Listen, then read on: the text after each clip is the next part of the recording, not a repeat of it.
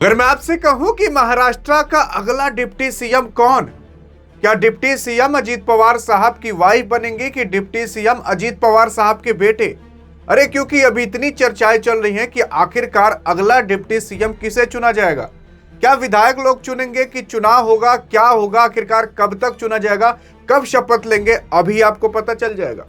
हाँ, क्योंकि जब से आपके अजीत पवार साहब का देहांत हुआ है, इन्हीं के ही प्लेन क्रैश के माध्यम से इन्हीं का ही देहांत हो गया। इनके समेत लगभग 4 लोग और भी थे, टोटल 5 लोगों का देहांत हो गया। तो उसी में आपके डिप्टी सीएम यानी कि अजीत पवार साहब भी थे। अजीत पवार साहब महाराष्ट्र के अभी तक 2 बार डिप्टी सीएम बन चुके हैं।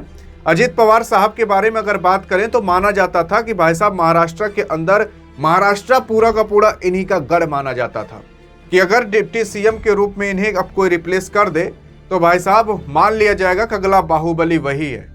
लेकिन डिप्टी सीएम जो आपके अजीत पवार साहब हैं, इन्हीं के ही प्लेन क्रैश के माध्यम से इन्हीं की ही देहांत लिखी हुई थी और हो गई।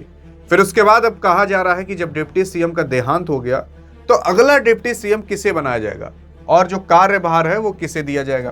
तो देखो, अभी कहा जा रहा है कि महाराष्ट्र के डिप्टी सीएम का कौन बनेगा, तो इसका सही जवाब मैं आपको बता देना चाहता हूं।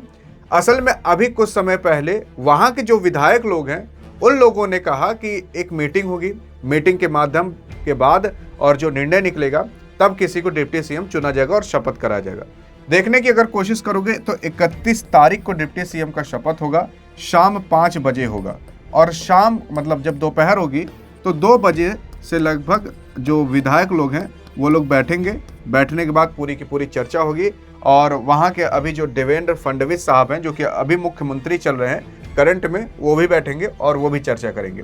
कौन मुख्यमंत्री होगा इसके बारे में अगर देखा जाए तो सुनेत्रा पवार, जो कि आपके अजीत पवार साहब की वाइफ थी, इनको कहा जा रहा अगला डिप्टी सीएम बनाया जाएगा।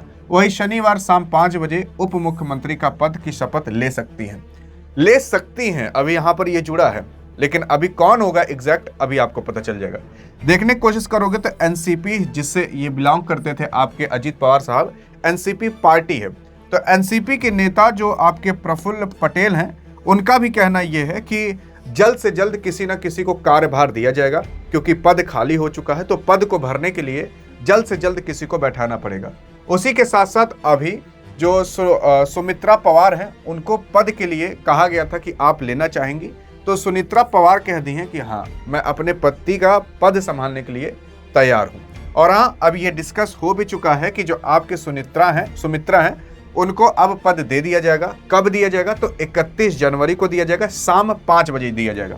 उसी के साथ साथ अगर बात करें तो अजीत पवार उप मुख्यमंत्री भी थे और विधिमंडल के अध्यक्ष भी हमारे लीडर भी थे। ये किसी और का नहीं, ये भाई साहब नेता का कहना है, जिनका नाम प्रफुल्ल है।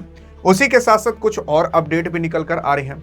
असल में ऐसा पहली बार होगा कि महाराष्ट्र के अंदर डिप्टी सीएम कोई महिला बनेंगी, और वो महिला कोई और नहीं बल्कि सुमित्रा पवार होंगी, जो कि अजीत पवार की वाइफ है।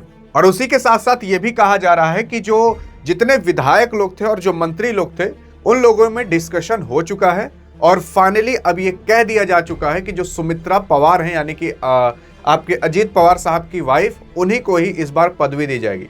कुछ लोग चर्चा कर रहे थे कि क्या पता उनके बेटे लोग को भी दी जाए, लेकिन उनके बेटे लोग नहीं पाएंगे, इसलिए क्योंकि उनके बेटे जो हैं वो पॉलिटिक्स से उतना नहीं जुड़े हैं। उनके 2 बेटे हैं, 2 सुपुत्र हैं। वो लोग, एक जो बड़े वाले बेटे थे थोड़ा सा पॉलिटिक्स से जुड़े थे, वो बाद में छोड़ दिए, और छोटे वाले तो बिल्कुल ही नहीं जुड़े।